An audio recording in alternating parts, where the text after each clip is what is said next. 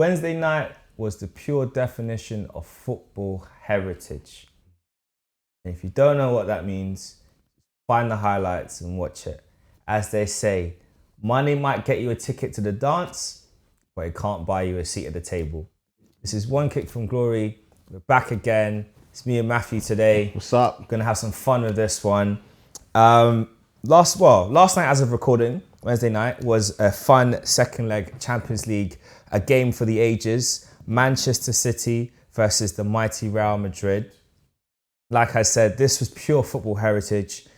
It gave me flashbacks to Liverpool versus Milan. This gave me flashbacks to Liverpool, Barca, even Didier Drogba, late goal in the Champions League semis to just turn it around. This was pure football heritage. It was. For you, Matthew, looking back on last night's game, did you see that coming?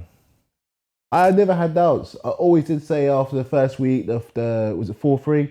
This was still Real Madrid's game to lose, because whenever, no matter what it seems City threw at them, they were calm, they were measured. They're like, stick to the plan. They're on a roll in the minute in Champions League. They're sauntering in La Liga.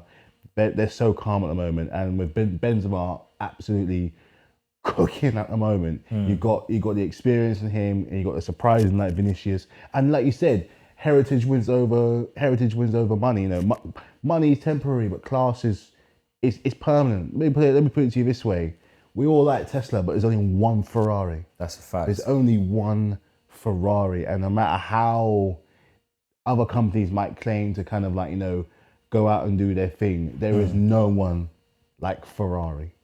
You know, so, yesterday Real Madrid, even with the season they had where they've had like zero money and they've taken a lot of players on the free, that heritage runs through the veins still. You're still playing for probably the best club in Europe. They've won it, 14 times? Or 13. This would be the 14th if they do it this year. So it's 13. And it could be 14. It could be 14, but they're coming up against a very good Liverpool team. But yeah, this was all in regards to the position they were in. And yeah, I was talking about my dad today.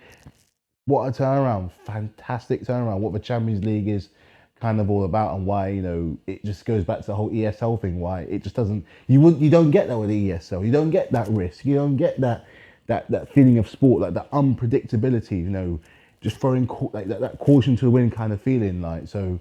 But in many ways, maybe this would actually prove as a good justification for why the Super League could, maybe even should exist, because here you have two teams. Well, I mean, Real Madrid in particular, who have such a massive history in, you know, European football. They've won it so many times. They're always one of the first names you think of when you think about Champions League nights. They will always be up there. They showed Man City that for all the money you've spent, you're not really, this is the big boys tournament and you're not there yet. Nah. And so with the Super League, you had the possibility of more of these type of games. You know, like a Real Madrid, Milan, even like a Liverpool, Barca, like, or even like Juventus and, you know, Celtic, if they, you know, get invited in. Even Nottingham Forest technically could have gotten in, got a special invite. So that would have, you know, opened up to possibilities of so many more of these games and these nights. But let's go back to the Madrid game. I think what was really interesting pre-match is the first leg ended 4-3. And I remember looking at it, and I was saying to my brother, like, this game is not over. It's going to be close. No, it's not. And you know, as the game started, Madrid had a number of chances. They didn't really take them. In fact, they didn't really have a shot on target until they scored. Yeah. Which is crazy. That shows you. But Man City looked comfortable. And then, of course, in the second half, they kicked up a gear and Mahrez got the goal to put them 1-0 up. From then onwards, where do you think Pep went wrong? Because I have a lot of theories and a lot of opinions on him. But where do you think for him, in that moment, they scored 1-0, where did it all go wrong for him? They didn't go for another one. Did they bring Grealish on before that or after that? He came on at 1-0. Yeah. you could. I mean, I'm not necessarily pointing the finger at him for it all going wrong, but it's a common theory. He hasn't found a spot in the team as many people thought he was. He's still a very good player, but it's for 100 million, you are expecting that little bit more. But it almost reminds me a little bit of what happened when last year against us. Even though I still think we would have won out anyway, because I think we figured it out. They didn't. They got a bit with City. They have this thing where they believe too much. It sounds really weird, but believe too much in what they're doing. They don't feel like there's something that come back and bite them really, really hard. Because for most of the times when they play teams, they bow down. They quit. They're very good at just sticking to their plan and playing around doing this, and that. Unfortunately, Real Madrid was just that little bit better. That little bit better than you are. And for all we said about Real Madrid at the start, they're still a very, very good team. They've still got some very good players. Benzema is. We have seen. We've noticed over the years. We've noticed that age really doesn't come into how well you play as a player. And let's not forget, they still got players like Modric, who's like nearly closer to 40. Yep. And he's still doing what he's doing. You've got Benzema, who's still doing what he's doing. Before that, you had players like Suarez. Before that, you had players like Lewandowski. So age is clearly not a factor. And I think Benzema's actively still playing in the French team. Yeah, he just recently got back into the squad. He's recently got back for the Euros. So, yeah, I mean, he'll be there in the World Cup. He's going to be there in the World Cup. So you could watch out for that come November, because I think 5 months away, if that, maybe a little bit less. I just think they got a bit too comfortable with Man City, and that's always been one of their biggest flaws. Also, there's that really ugly shirt which I can't get over. Can we just say how ugly that shirt is? Yeah, note to Puma, it's awful. I am so glad that my club upgraded from your horrific designs to the Adidas. Classy manufacturer. But I have to say, Puma, I don't know what's going on with your designs. So if you could just take a step back, rethink it, and come again, be greatly appreciated. Because what you're doing right now is just not it at all. It's hideous. Plus, I just think their front line the front line just doesn't have the fear factor that it should. Like Jesus, as good as he is, has not taken on that Aguero role. Big shoes to fill. Probably not his fault, but I don't think he's good enough to kind of lead that line. They have goals in that team, so unless it's a case of complacency or just wasn't scoring on the night, I don't know. But even from the first leg, Real Madrid were never in danger. Yeah, I mean, Grealish was unlucky. He had two brilliant opportunities when he came off the bench. One which just got deflected wide by Courtois off his feet. Brilliant save with studs. And then the chance prior to that was a shot. He shimmied, shuffled, shaked, shake and bake as they call it. Left Carvajal chasing his shadow, and then just slid it wide of the right-hand side, so Courtois' left-hand post. Very unlucky on that chance. He had one which was cleared off. Actually, that was one that was cleared off the line. That was the one that was, sorry, it was cleared off the line, not just wide. So yeah, he had a lot of little moments where in a different day. I mean, that chance he got blocked on the line by Mendy, and then it hit Foden. It could have gone anywhere, but it went away. We saw that one on the line. So anything can happen. But I think that's the thing. In this level, you make your own luck. And one of the things with Real Madrid is that as not just as a team, but as a club, they really do embody this never say die attitude. And some seasons they've not been great, but this season they've really, really, really kind of galvanized behind this almost siege mentality. And when the going gets tough, it's not just their experienced players turn up, but also the young players as well. And one young player I want to talk about quickly is Camavinga. Signed him this summer, 18-year-old French midfielder. Super talented, was always highly rated when he was in France, and he got that move to Madrid straight away. And we often look at players when they're young and they go to Madrid. It's hit and miss. Doesn't always work out. But he just looks. I said to Craig during the match, I was like, this is like prime Clarence Seedorf playing, and Clarence was there watching in the crowd. It was just I mean, the hair similar-ish. It just felt like they've got their general back, another young general, and he came on off the bench. He replaced, I believe he replaced Tony Kroos. No, Modric actually. He replaced Modric. 75th minute, changed the game. In fact, every leg that they've played in Europe against these bigger teams, when they brought him on, he's just changed the game with his energy, his passing. For you, what really impressed you when you saw him come on and just do his stuff? Just to see how that kind of command he has for such a young age, because you can tell that they're trying to mold him and they're trying to take that place where Modric is, because he's like 30. He's nearly 40. For I think he's like 36 or 37 this season. And fitness aside, the game's going to leave you behind. We've already seen how, especially in the Premier League, I know Ronaldo scored a few goals here and there. It's going to start leaving you behind. You're not going to be there forever. And even if you are there, you're not going to be playing week in and week out. He's learning but that being said, he's got a great person to watch to see what it means to play in that, to hold that bit, make it your own. He's got years ahead of him. He's only 18, you said? Yeah. He's only 18. He's only really, injuries aside, he's only really going to get better. And if he's going to model himself after Seedorf, that's not a really bad place to start. You can always probably say that the tip to win it this year, but he's 19. Karen is 19. I mean, still super young. He's a lot younger than me, but sometimes that when we see him with a lot of youngsters, I've always said that over the past, I want to say 4 to 5 years, I would like to think that you still get your big money signings, don't get me wrong, but this is more emphasis of the era of the youngster, that the players that are getting the most attention right now are the ones that are under, say, 23, 22, young, and probably even younger than that. We're paying way more attention now to like homegrown talent across other clubs, over different leagues, a lot of clubs where their academies get a lot of respect, Chelsea's one, Arsenal's one, Liverpool one. You look at even players out to other clubs, we're starting to pay way more attention to the younger talent and they're getting way more chances. So, and Real Madrid's academy it's Real Madrid's academy is absolutely ridiculous anyway. So that's about him even being part of the academy in the first place. But no, I've been really impressed with someone like him. They've got a player who's going to be locked down for a very long time. I agree. Do you think he should go to the World Cup? Because he has been part of the French squad. He has had a few rocky performances, not the best. Yeah. Do you think he should be on the plane as part of France's 25? He should be considered.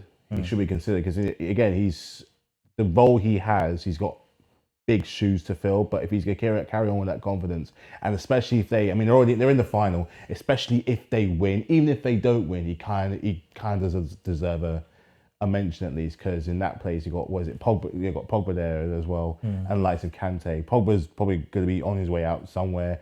Kante, I think his legs are starting to catch him, or the fact that he's just not playing in the right system at Chelsea. I don't know. He could be on his way out as well. Might be time to start something new. And going from one really talented young player at Real Madrid to another one, a player who is definitely a polarizing player for the fan base. I know last season he was very much up and down, a lot more down than up. That's Vinicius Junior. What an incredible season he's having. I mean, one thing I will say is that, and I was even saying this again last night whilst watching the game, is that there were times when he could have easily been taken off because he was just, his end product was so woeful. But I kept saying to Craig, I was like, yeah, but he's a threat. You take him off, and then you lose that outlet. And even though his end product might not be right, he might have miscontrolled it quite a few times when there was chances for him to get an opportunity, or even that chance in the second half when he should have buried it to level it up and he missed it. He was there.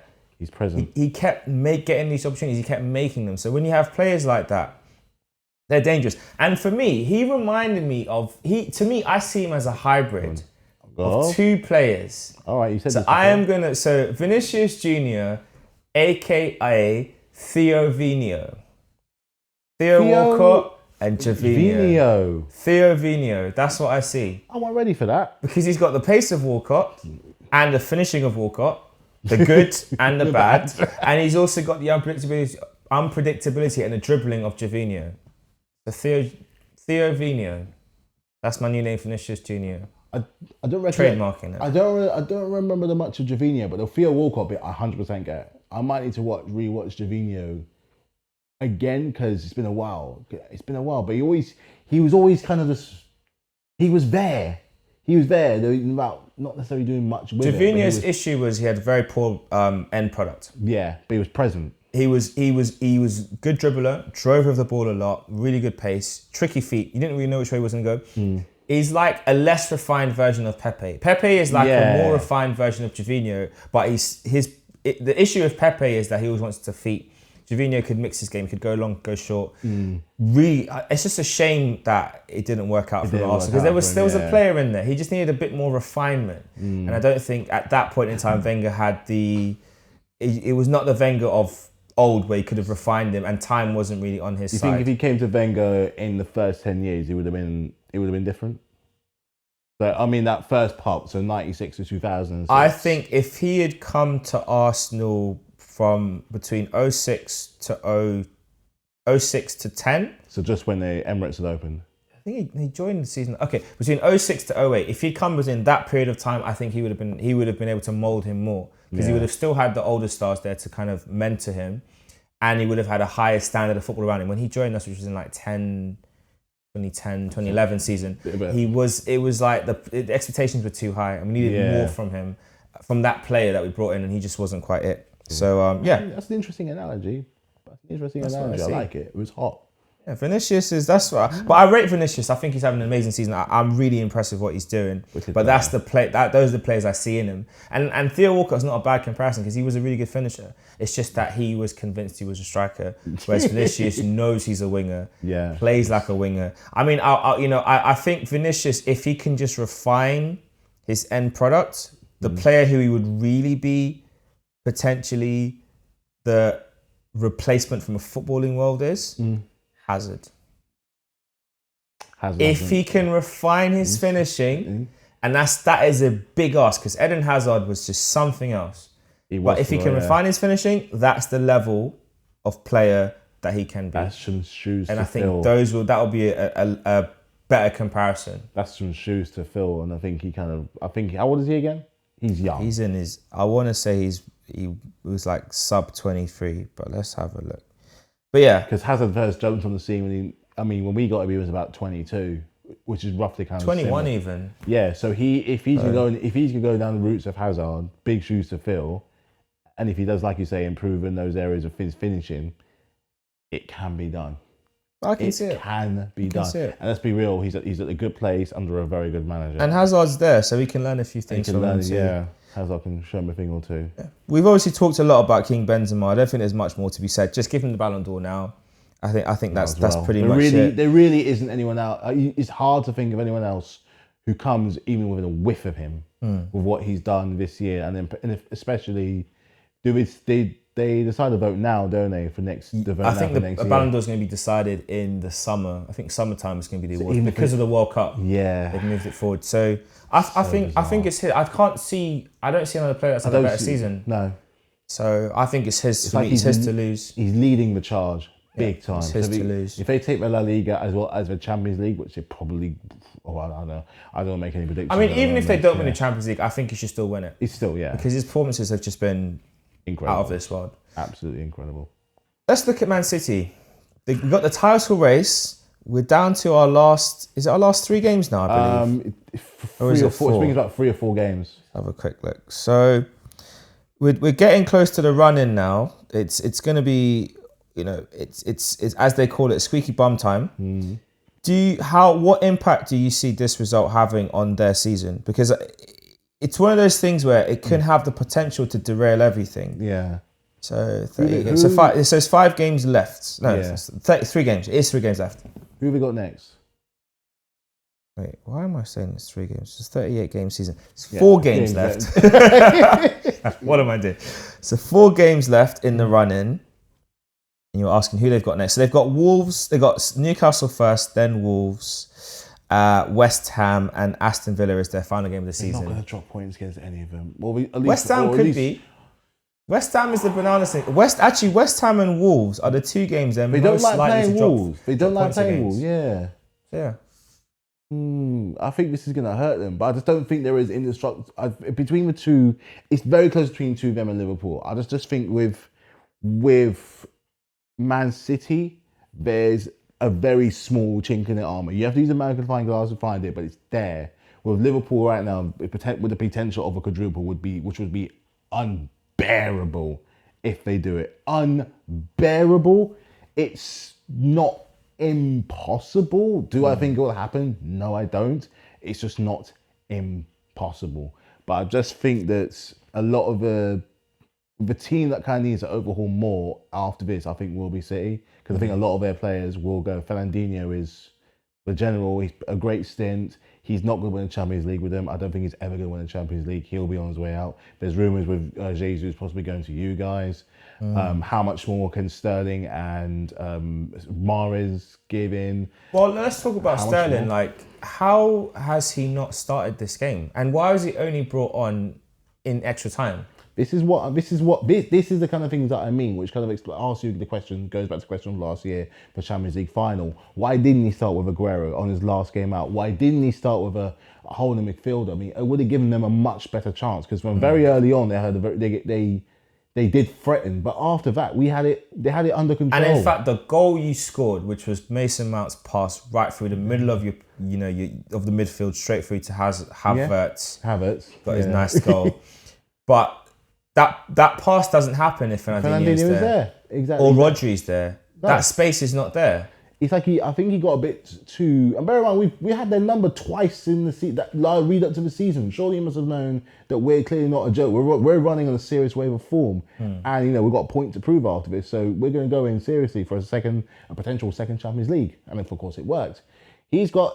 I mean, for all we say about the stars that we're familiar with, and that the possibility of them going at some point and we need replacing, they're still an immensely talented team. They've effectively got two teams that they can play with: defense, midfield, front. Even their goalkeepers still, but you have to get past that defense in the first place. I just think that this was one of the better chances they had. As good as Real Madrid were, I do think they can be beaten. It's just a case of that heritage, that confidence, and that belief, and holding that badge. I think it's just come through massively for them this year. Yeah, they're definitely beatable. They're 100% beatable. I think the key thing with them is that they understand that when the going gets going, they know what to do. Yeah. And Man City were just not ready, prepared, or mature enough to do what needs to be done. They were quick. It was like they didn't expect them to come back. It's like, hang on, we're not used to this. We're not used to this. We're not used to this. They're coming back. We've scored, but they're coming back. So. Yeah, that's why I personally feel that is Wolves home or away? Wolves is away, so Wolves are at home. Man City are away for that game. What about Newcastle? Newcastle is Man City are at home 4:30 on the weekend. Yeah, and then West Ham, they have West Ham away, so West Ham at the London Stadium, and then their final game is at home against Villa. You might be right. There might be there might be a points dropped in there somewhere, at least to one of them, I think. Yeah, I think it's going to be interesting to see what they do. I think they're definitely going to, it's not going to be as easy as they might hope. It's going to be very challenging. Nah. Flipping over to their rivals, Liverpool, who had a very interesting Europa League campaign against Villarreal. It started off looking a bit shaky, going 2-0 down in the first half. But as is Liverpool, Jurgen Klopp probably sat them all down and said, lads, calm, it's cool. You know what to do. They were rattled. Blitzed them second half, got their 3 goals, and that was it, job done. Yeah. But this is really going to be interesting to see who comes out on top, because Liverpool still have to play yourself. Well, it's the FA Cup final, but it's still big. They've got the FA Cup finals, so they have Tottenham next at home. 3 points. 3 points. Yeah, cool. And then they've got Villa away, also 3 points. Yep. They got the matter of the FA Cup final, and then they've got Southampton as their final league. Southampton, then they've got Wolves as their last game to kind of round up the whole season. I think it's going to be interesting to see how they perform in these games. I think the Tottenham game rather, is the one where they might drop points. Could, but they won't. Don't think so. They won't. Otherwise, we're going to have a serious conversation. We're going to have a dialogue. We're going to talk about this, right? We've done what we need to do to help you this season. Return the favour. So I think that's a game where I expect them to get 3 points, and they need to keep the pressure on Man City. They do. And I wonder if Man City's little wobble might get in their heads. But like looking at that run in for you, do you see that? Do you think Liverpool can hip City to the title? And if they do, well, let's start off there. All right. Do I think they can pick them? The only game no worry about them is Tottenham, but I still think they can do it. I don't think it's going to be easy like a Villarreal game. They're not going to have it their own way for part of the time, but they're going to come out on top anyway because just down to the sheer amount of talent that they have. I mean, I don't think Salah did he start on Tuesday? I don't think he did. Or was he started. He was just very anonymous. Yeah. Oh, Diaz. It was Diaz who didn't start, and again, what an acquisition that he had. The fact that you can bring him on, which shows the way that they're kind of moving at the moment. But it's like they don't miss Firmino. I might have even forgotten about him. Lord knows I did. But the only real game, go back to the whole league form. The only game I've seen really dropping points against is Spurs. And I think Spurs also got another good big game, which is against you guys in North London Derby next weekend. Between them and their run-ins, Liverpool's is easier. It is easier. Not even the FA Cup final, I think it's going to be too much of a distraction, of course, for the Champions League final. But it just seems like when I look at Liverpool, there's some more sense of like, it's a bit like when City first jumped on the scene in 2018, where no matter what kind of happened, they played their way, and they had that. There was just this certain respect and fear that you had for them, but no matter what, they could find a way to come on top. And a lot of their players, certain ones that don't get mentioned, are starting to really get noticed. I had a discussion the other day when I was at work, and it was just like, I had to admit, like, if there's one player that's done really well at the moment, it's actually Joel Matip. Joel Matip is kind of an underrated hero at the moment, kind of like unrecognised work amongst the sea of talent that they have at Liverpool. And like I said before, with the acquisition of Luis Diaz, shows you that there's intent to kind of expand on what they already have. Because, Salah, Mane, yes, and Firmino, they're approaching the side of 30 now, where they're still going to have that talent, they're still going to have that finesse, but the speed's going to start dwindling away. I mean, Diaz is in his 20s, Jota is in his 20s. Okay. Again, I think he's like Jota's like second top scorer in the league or something for the acquisition from Wolves. I mean, that's a joke, an absolute joke. And they're only going to go ahead and do it again and acquire somebody else. So it's never mind about them going on this season. If for some reason, whatever reason, they don't do the quadruple, they'll be back again next year. And the other thing on top of that is they've got Carvalho coming in from Fulham on a free. Yes, they'll have to do a tribunal, compensation. I think they've actually worked out a deal with Fulham as to how much they're going to pay, because it's because of a paperwork issue why they didn't get it done in the summer. So I think they've got an agreement in place where they'll pay them a fair, like more than the tribunal would actually recommend they pay them, which is actually really nice. But they've got that, which is a really exciting deal. You saw what Fulham did last in the Championship. You saw what they did recently, where they absolutely ripped apart Luton Town. If you look at their records in the Championship at Fulham, every record, whether it's a home win or an away win, they got those records. I think it was 7-0 each way. Mitrovic, Championship merchant, 43 goals. I mean, we're going to come to Fulham in a second. Man, but what I was going to talk about is Jurgen Klopp. Obviously, the other thing that's exciting for them is he signed a new contract, a 2-year extension on his current deal. So that the potential there with Klopp staying for a bit longer. If you've got players like Salah, where they're trying to negotiate the contract, trying to work out a deal there. You got other players who might have been thinking, maybe the team might be getting broken apart. The fact that he's staying on board, the fact that it shows that it's his wife that said, do we really want to leave? I'm really happy. Yeah. Great job there. That's what they say, sometimes you pick the right person. Yeah, pick the right one. That's for a different podcast another day. But I think that was like really important, because it just goes to show the players as well that he's fully committed to the project. And also, even if this season they don't get the quadruple or they don't win the Champions League, whatever, they don't win the Premier League, for example, there's the possibility now to say, actually, we're going to go again next and year. Again. And for Man City, we know they're going to invest heavily. But Liverpool's model of, selling off a high value asset and using those funds to reinvest into the squad is very admirable. And it's a model that, it was a model that Arsenal followed for a while, but we just haven't had the massive sale to match what they're doing. So I think it's very impressive. So how do you see that playing out? Klopp staying on for 2 more years? He's got the potential to become a Liverpool icon, not just of the club, I mean of Liverpool, the city itself. Of the city itself. We're going back to if it's a club, going back to the Ferrari reference again with Real Madrid, you can kind of put a comparison of Real Madrid and Liverpool in the same sort of way, where they're like, it's traditional to support those teams whether you're in that kind of area. Both have massive heritage, both love the football, been around for yonks, and even when Liverpool went on that hiatus for 30 years without a league title, they are still Liverpool. They're going to be mentioning that kind of. They have their seat on the table. Real Madrid have a seat on the table. Ferrari have a seat on the table. The point right there. He has the potential to become an icon of the city. We're talking like your Shankleys, your Dalglishes, and in British football history, he could go down like that because you always know when you've got a good one when they don't just change the club, but the kind of surroundings they have in the area, the impact that they have, it's a rare treat to have where you have someone that just kind of lifts up the whole kind of area. Because before he got there, they just missed out on the Premier League title only about a couple of years ago. Brendan Rodgers had run out of ideas, and acquiring him 8 years now, 8 years ago, and look from where he's taken them from to where they are now, taking them from mid competing Champions League team on the potential of some one of the biggest football feats in history.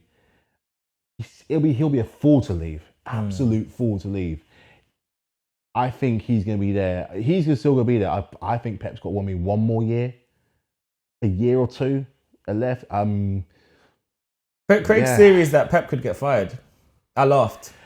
He said he could see Pep getting fired and that would be how he leaves. But he'd be saying no. But let's be honest, Manchester City, their main aim has been the Champions League. Yeah. That's what the owners want. That's what all the money's been spent towards. They've had other managers that have come and gone over that. Guardiola has not won a Champions League since being at Barcelona with Lionel Messi. You could argue that Messi tax, but we're going to be kind. We won't kill him. But there is a conversation to be had about Pep Guardiola. I think we're going to, we're going to save these end of the season. Yeah, I think we're going to talk about the managers. Finishes, yeah, we're going to talk about managers. But yeah, I think that's really important. Interesting. It's going to be very interesting. It'll be very interesting to see exactly how things pan out. But let's move on to some really exciting things. Charity FC. Let's talk about her. She read her beautiful head again, and she gave one of the worst teams in the Premier League a vital 3 points to give them a chance of survival. Why did you give Everton hope? Let's start off there. Why did you give them hope? I hate to single out, but ask Azpilicueta. Ask him. Literally, he's having a poor run of games. He's Arsenal terrible. Everton terrible. I don't know what's playing over his mind. Is it the takeover? Is there some kind of dissension of ranks in the boardroom? I genuinely believe that the players are letting Tuchel down. But Tuchel does not tell them that. I think he is letting them down. Someone came up to him and said that if Roma was still around, he would have been gone. I don't believe that for a second. I think Tuchel. I don't think. I'll be end of the season. If we fall, you don't think he would be gone? Only if we came out of the top four. Only if it, and that's a bear in mind that we're already harsh to say we're failing the season already. Our season has failed for what we wanted. Personally, I think he would. No, I think if he wasn't fired, I think he would be on his way to the P60 would be in the post. Yeah, and they've told the postman just hold it until this date. Second class stamp. Hold it hold it until this date. It got arrived. We called the delivery. Just hold it until this date, and on this date, if I don't call you, give it to him. Yeah. That's how I see it. I don't know, but it's just I don't want to put all the blame on Azpilicueta because the whole team fell anyway. I mean, how many times that I thought when we scored because I watched it in the pub, and the one where we hit the post where Mason hit, and I think Rudiger. I mean, can we just say how we made Pickford look like prime Buffon for just one over 2 games? Not just there. We did this back at Christmas when the problems actually started. Our problems started when we played Everton. It was 0-0 when Rafa was still manager. That's when the fall started. Because I think at that point we were still relatively competitive for the title. When now we know we're actually closer to 5th now we are to yeah. We at Arsenal we could leapfrog you. We could leapfrog you, and you could leapfrog us. You actually could. I wasn't as angry at this game as I was against the Arsenal game. Which doesn't make much sense anyway, but I still wasn't happy because it's come to a point now where our form has just been so inconsistent since the start of the international break. Could be down to the sanction, could be down to the uncertainty of the future. I don't know. I just know that this team is better than this. We're trying so many. We said, okay, put Thiago in defence, still not working. We're trying different combinations up front, still not working. We barely got past West Ham. We should have beaten Man United. In essence, the games since we started this whole thing, the games we dropped points against are the teams that we should be beating. That's true. We should be beating them. And I had this has forced me to kind of reassess how I looked at the season so far. And I may have to give someone props who I've been battering this whole year. And that's your guy, Mr. Arteta. You know, I may have to be like... You don't have to if you don't want to. I won't force you to give him props. You know what I'm going to say is like, I said it earlier, if for what we had planned for the year, where we came off from that great success at the end of last year, and even at the start, I think the first third of the season, we were absolutely flying, or at least we were competitive with the other two teams. Has our season failed? And I think it has. It has failed. It's failed. By your expectations and what you should achieve as a club, you have failed. I said we go and win the league. When we are nowhere, we're still so far from this Man City team who are faltering. So how far are we behind Liverpool? True. How far? I mean, for all the glory we have, which I greatly appreciate, I'm not going to take that away for a second. I know that it's going to come to an end at some point. These things do not last forever. So I'm always going to be thankful to what kind of Roman has done for the club. But I almost feel like if you really want to make a dynasty for a place, you kind of almost need the manager as well to do it. And it might be interesting to see if we can have that. It's going to take it's taken him 8 years. It might take us about a little bit longer. I don't know. But that kind of Roman dynasty that he has. But sometimes with a chopping and a changing, it can have its effect. And unfortunately now there's nothing you can do about it. It's not even his club anymore, really and truly. But I'm just not confident for any game we have anymore. Like and we got Wolves next. We don't like playing Wolves. We got Wolves, we've got Leicester, we've got Watford, and we've got Leeds our games. So two of those teams are the bottom half, two of those teams are the top half, not including the FA Cup final. I think, before I know, we might turn down for the FA Cup final. I don't want 3 losses on the bounce. Back-to-back FA Cup losses, could you imagine? Yeah, that would be quite bad. I mean, it's gonna be a tough final anyway against Liverpool. You're gonna have to be at your best. Very. You got Wolves at the weekend. Thankfully, even if you do lose, you won't go to 4th. No. Because goal difference is keeping you a comfortable buffer. However, your next, the only other game I think that of your run-in that could be a potential issue is Watford at the end of the season. Yeah. If Watford are still in with a chance of survival, I see you beating Leicester. I see you beating Leeds. I don't see that. Wolves is tricky. It's Wolves and Watford for me. There's the 2 games that you could slip up. Leeds might surprise us because they're not safe either. They're not safe. Oh no, Watford are relegated, aren't they? More or less. I think one more defeat and that's it. And it doesn't matter who they play next. They're probably going to lose anyway. It's not. So it's only Norwich that's confirmed down. Norwich are down. It's really the last 2 teams. I think one more defeat for Watford. I think that's it. Watford down? Watford are down. They got 22 points. They're gone. Are they down? They have to be. There's not enough games to stay up. I would say probably go back to what you were saying about because Wolves is. Oh no! 12. Maybe no. They mathematically they can still survive. But it's a long shot. Yeah.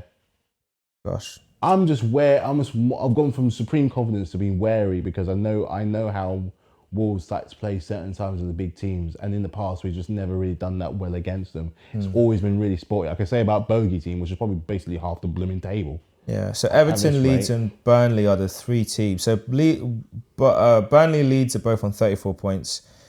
Southampton are on 40, so I think they're safe. Everton are on 32. There are still 3 games to play, so Everton have 5 games to play, and the rest have 4. So you never know. You don't know.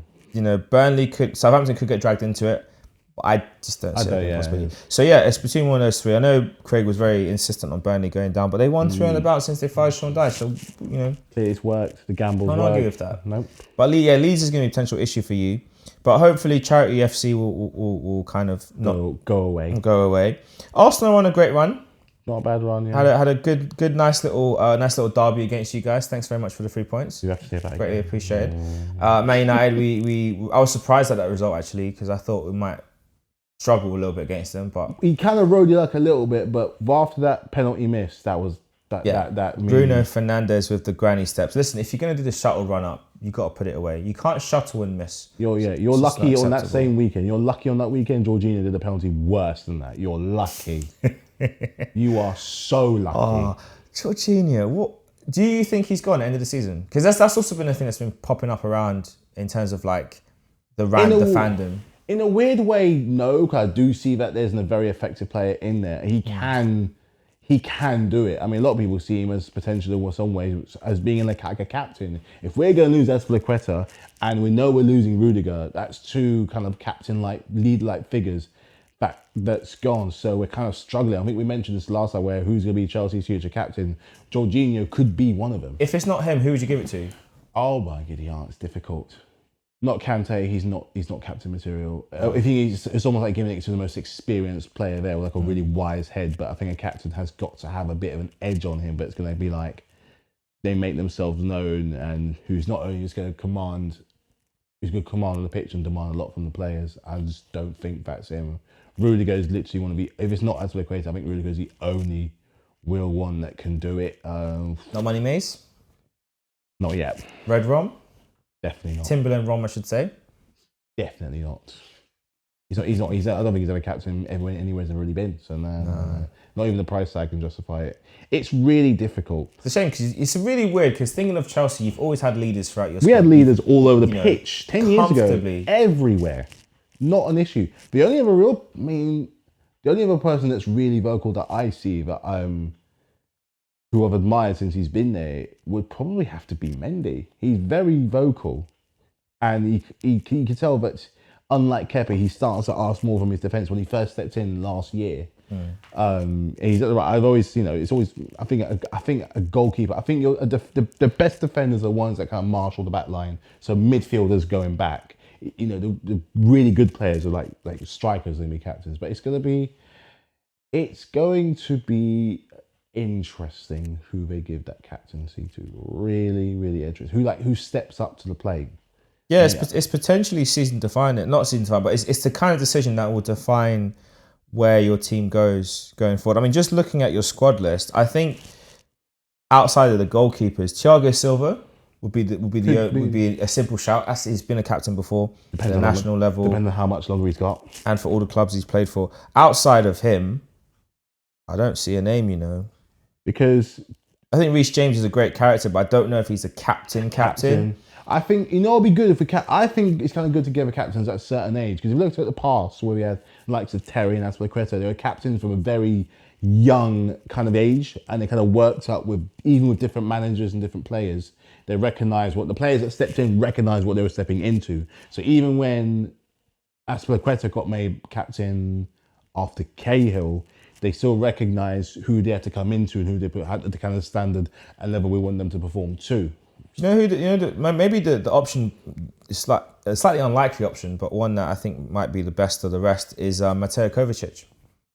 He might be the best option of the options you've got available to take on that mantelpiece. I do like Kovacic. I don't see anyone else being someone that I would willingly give it to. I do like Kovacic a lot. So he's the one I think would be a good shout. And when he got injured, I think we've missed him since he's been injured. It's not been the same since he's been back. I like that idea actually, Kovacic. Yeah, I do like him. Really, really like him. Well, we'll switch back to the Arsenal. That's enough Chelsea for today. Quite happy with how things are placed in terms of the run-in for the Champions League spaces. Mm-hmm. We're in fourth. We're ahead of Spurs by a good, nice, comfy 2 points. That could get extended to a 5-point gap if Liverpool do the business and Arsenal also do the same on the weekend against Leeds. Sunday game for that. And I think Liverpool are playing Tottenham on Saturday. So morning. We'll know what's what, and if Saturday evening, and then we'll know what's what. And Liverpool, if you don't do the business, we'll talk. But I think I'm quite. What I found very interesting with Arsenal's season and just general the discord online in general with Arteta and his tenure, there's been a lot of. I feel at times with the fan base, the goalposts have moved around quite a bit. Sometimes people have said that expectation was Champions League football as a minimum. Yeah. Some people were saying, us getting into Europe we were not good enough to get into Europe. So us getting into Europe is like a bit of a surprise. Other people, there's this kind of variance. And I think when people turn around and say we have the youngest squad in the Premier League and that, that should be factored into the argument, I don't like that because first and foremost, that was a choice by the club. that was, I don't even want to say that was I mean, it is a strategy that they've employed, but it is not a strategy they set out to employ when they hired him. Because when they first hired him, I know he took over midway through Emery's season, he had to kind of steady the ship. But from when he had his first season, his objective was to get us back into Champions League football, and he botched it in the Europa League when he tried to play Smith Rowe as a false nine. Yeah. You know, he had his pep moment, galaxy brain. He needs to just lose that. Yeah. It just is not the way. So there was that. And then this year we had we knew the start we were going to have. And that's the thing, I look back on this season, and we'll have a proper review of the season later on in the year. But when I look back on the start of the season, we knew the fixtures. We knew the start we had. We can't use the fact that we had two tough games to start the season off with as justification for us having a poor start. Brentford is an exception, but we knew they're a newly promoted team. You always had that bounce. We didn't bring the players in we needed. We waited until we lost 3 games and then we went and made signings. So for me, there's a lot the club needs to be held accountable for in that regard. January again, if we get Champions League, that is by force and by will and not by sure planning, because again, our captain got sacrimoniously kicked out and we didn't adequately bring in any kind of cover. Now they can argue about targets they wanted or whatever, but looking at the form of Nketiah, and I'll bring this up now, like the way he's performed since he's been given a run in the side these last 3 games, why did they not trust him before? You knew Aubameyang was getting ready to kick him out, and Lacazette, you knew he 1 year left, whatever, his head was probably looking elsewhere. Why not just give Nketiah a run of 5 games? So Nketiah, Aubameyang's gone. I know what Lacazette does for the team. Let's see what you got. Here's 5. I'm going to give you 5 games to start. You're going to play next 5 games, and then we'll see. Why do you think he didn't do that? Because if you're not going to buy a striker, and you know we need goals, why not give the kid who, whenever he started and played games, he scored in the cups? Why not give him a run? It may be a case of that he may need that moment to just stew and be like, wow, I've done something really big here, and I've got 2 strikers that are potentially on their way out and not favoured by most of the fans, and let alone the club. I think when, players can only really perform when you give them a chance, and lately it's worked. He has performed really well in his last few games. Does it feel like he's playing for his future? I mean, there's no contract negotiations, I get. No, there's a contract on the table for Nketiah, but him and his team are just, end of the season, they'll talk.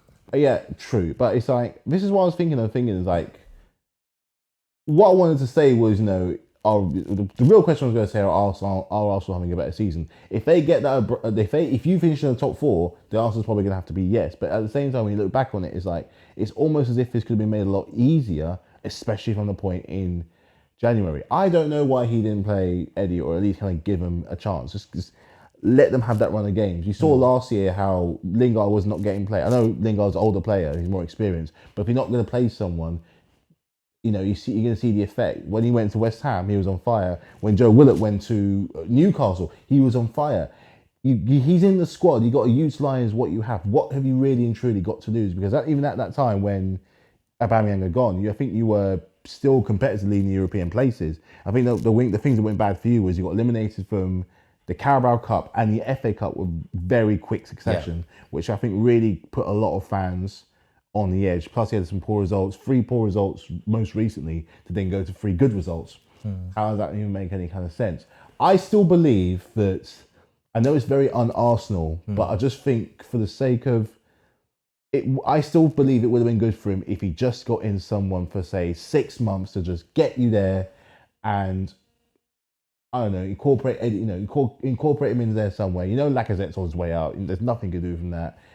Eddie's he's the younger one. He's got more talent to improve. I'm not saying necessarily he's the future, but he's one you put your money on. Just if your season, like I said, your season has changed so many times. You're in the position. You've got no cups, no Europe. You only got the league. What more have you got to lose? You know, the kind of signing we needed to find is like a younger Olivier Giroud. Yeah, a player like that who's got good stature, good in the box. A front post type of striker, good header of the ball. That would have been a good signing for 6 months, even like 18-month contract, whatever. That would have been a good signing. Just to get you over the line, because And also, he'd be a good rotation option in the future. Where you have some games when you know the ground game isn't working, bring him on, start whipping in crosses. It's a squad. Yeah, be a squad player. Be that ace in the hole where sometimes you just bring them on where they have that unpredictable factor and they just do something. I mean, it worked. It's a bizarre comparison. It worked for Mourinho when he had Fellaini. That's true. When he had a problem, he put on Fellaini, and 9 times out of 10, it worked. Like, try something new. Go bold. You got the youngest squad. That was your choice, but it just means that I always find a bit of a worry when you say your best players or your young players. What does it say about your other players then? What does it say about the rest of the team? There's so much pressure on these young players to perform over and over and over again. Just kind of like tire them out. Just bolster your team. Just make it easier for yourself. Make it nice and easy. Get across that line. You're in the position. Just do it. Just do it. So when I look back on it, I'm thinking you have to give them credit to the point where they got what they are. But yeah, I mean, it's not exactly a revelation. It's been so inconsistent. So if you do get into the Champions League, because it's all in your hands at the moment right now, and you're in good form. You do get to the Champions League, you've potentially got a much bigger job for next year because you want to stay there. It's one thing getting there. Now he's got a lot to think about. You've got to stay there, but most importantly, we've got to be competitive in it. I don't want to go into Champions League and be out in the group stages. Exactly. Let's get to the. I always think quarterfinals is good. Quarters, I was going to say last 16, but that was always our habit in the past. But I think last 16, quarterfinal, for our first year back in such a long time, I'll take that. A lot of people look back and feel like, you know what, good, they've made us stay. Because the thing is, you get to that phase and then you just never know. You might get a really good draw and then your players might just, who knows what could happen. It worked for Villarreal up until Tuesday where they knocked out, Juventus, Bayern Munich, and they were very much in the tie for Liverpool, but you always knew Liverpool were going to win, but they didn't make it easy. Well, they had them in the first half, and then Emery, and then Emery fell apart. But yeah, I agree. I think Arsenal are well placed, and it's in your hands. It's in our hands. Obviously, the derby against Tottenham on the 12th of May is going to be massive. Well, that's next. Oh. Next weekend, mate. Week. FA Cup weekend. Midweek, Thursday. Oh, it's midweek? Oh, yeah. Thursday. 7:45. I'll be watching that from overseas. Undisclosed location. But yeah, that's going to be very, very interesting. But let's switch over to let's leave the Premier League for now because I think there's been lots of little games that have been quite interesting. Man United got a nice little 3-0 win. Let's have a clap for them. Well done. Season's done. You won at home. Ronaldo got a goal. Yeah, Mata got a send-off. Everyone's happy. Yay. No one really cares. No. Let's go to the Championship. Fulham, you mentioned them earlier. 7-0, massive win against Luton Town. They are now promoted. They've got the record for a number of goals scored in the season, wins in the season. I think they're chasing down the highest points ever in the Championship season. They're still going for it. They've got one more game. So Mitrovic having 42 goals in a season, so he's broke the record now, which was held by... No, he's equaled the record... he did break it. He broke the record, which was held by Guy Whittingham from the 1992-93 season for most goals scored in a 46-game second-tier season. Dang. Incredible. Dang. I think what's really interesting now is how well will they actually stay up. Let's start there because I'm sorry, but when I saw it was Fulham and Bournemouth, Fulham, I have a soft spot for Fulham. So Fulham are back. Bournemouth, I was like, really? I know it's been a few years, but come on. Like, if you guys are going to come up, please stay up. Make the effort to stay. Don't do a Norwich. Don't do a Norwich. In fact, Norwich, if they win the Championship next season, they should be held in the Championship for another season just to make sure. Yeah, just to be sure they're prepared. Fluke. Or what they could do is they could play Premier League matches as friendlies. Depending on performance, result will count. But Fulham, that's incredible. They're back with a vengeance. I mean, their fans are super happy. They're losing Carvalho at the end of the season, which is going to be a massive loss. But, Fulham are back. And I think this time they were probably more impressive this time around than they were last time around. Because I think last time they got promoted was through the playoffs. Yeah.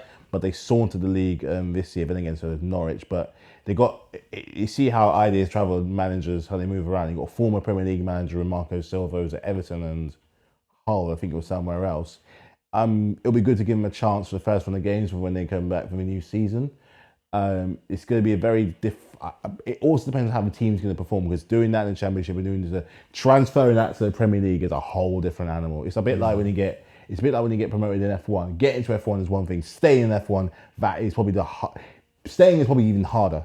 Much, much harder. So they're obviously not going to have it their own way when it comes to the teams next year. Never mind about the teams in the top 6 from like your Liverpool's all the way down to your Spurs. We've still got that elephant in the room that's called Newcastle United. Yeah. We don't know what they're going to do over the summer window. I think they're borderline safe. They're basically safe to run the top half. I think they're near the top half of the table, which, considering where they were at Christmas, is a phenomenal achievement from them. They've done it the right way, where they've just been patient, they've been wise, they've brought in players who can kind of make a difference. I mean, even against Liverpool on Saturday, they looked like they could have nicked something. I would like for them to stay up for that little bit longer, because they were a Premier League mainstay. And it'd be nice to have that kind of QPR let me down in that sense, because they're not getting promoted. But it'd be nice to have another West London rival, because you've got to have Fulham, you have Brentford, and you have Chelsea. It would have been great if QPR could be there too. It really could have, but 6 goalkeepers in the season, injuries, it's always going to have an issue. But no, you know what? If these numbers were done by like a Real or a Barca or a Bayern, we would be singing it from the hilltops. So you're going to... and we're singing it. Put respect on Fulham's name for doing that, because it's still... The Championship can sometimes be the most difficult thing to crack. And they've taken it by an absolute storm, smashing the records. They've made a statement.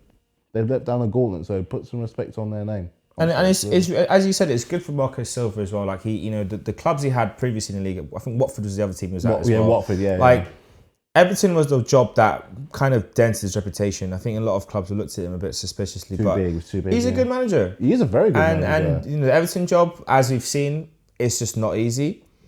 Maybe Lampard is exactly what he deserved, but I don't rate Lampard as a manager. But like, I think this is a good opportunity for him now to show what he's all about. And hopefully with Fulham, they not only stay up when they come up, but they actually have a good, respectable, let's say 12th place finish. I think that would be an amazing finish. That would be immense. If they can, because let's say 16th will be... They're excited. I mean, survival is the main priority, really and truly, but they could be like a really exciting prospect. It could be like when Leeds first came up and they made their impression heard.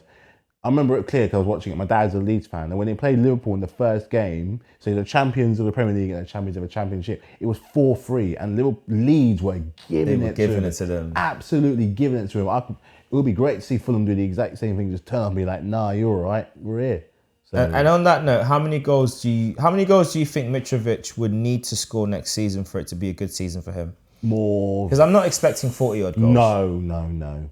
If he gets more than 10, I'd say that's good. Yeah, I was thinking about 15 in the league. He can do it, because I think didn't Ivan Toney have the really good record last year? Yeah, it hasn't quite translated to the Prem. But Mitro's played in the Prem before. He has played. So he knows what it's all about. So what to expect. I think 15 would be a good return for him. I mean, if he got 15 and they finished 12th, I mean, that'd be incredible. Yeah, absolutely fantastic. So credit to him. Well, it was exciting, though.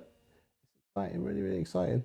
Definitely going to be in a very, very exciting end to this year. Lots and lots and lots still to play for. I think West Ham, I've got the Europa League second leg going on as we speak. Let me have a quick, let's see how, oh Lord. Okay, well, they're currently losing, but there's still time for them to turn it around. It's only 51 minutes gone. They've got, they're down to 10 men as well. But let's say, gosh, that's really difficult. That's depressing.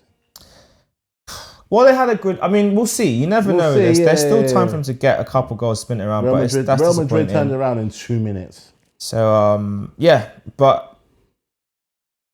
What I have to say on that note. Pretty much. And you know, if they aren't able to turn it around, at least this experience has been really great. And I hope that they don't lose heart from it and they kind of come again stronger next season. They're currently 7th in the league.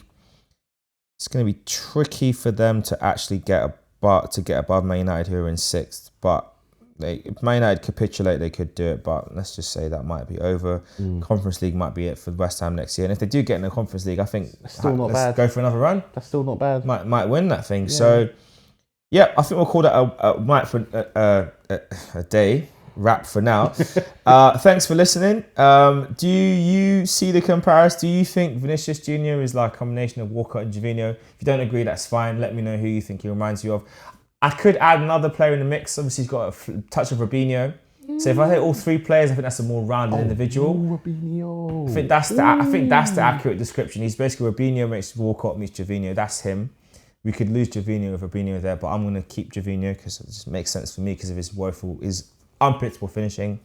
But thanks for listening. If you're watching on YouTube, let us know what you think. Leave us a comment below. And if you're listening on audio, let us know what you think. Who do you see Liverpool pipping City to the title? Could Pep Guardiola get sacked after next season if they don't win the Champions League? This has been us from One Kick from Glory, a podcast brought to you by Eightseven. Have a good day. Peace. Safe.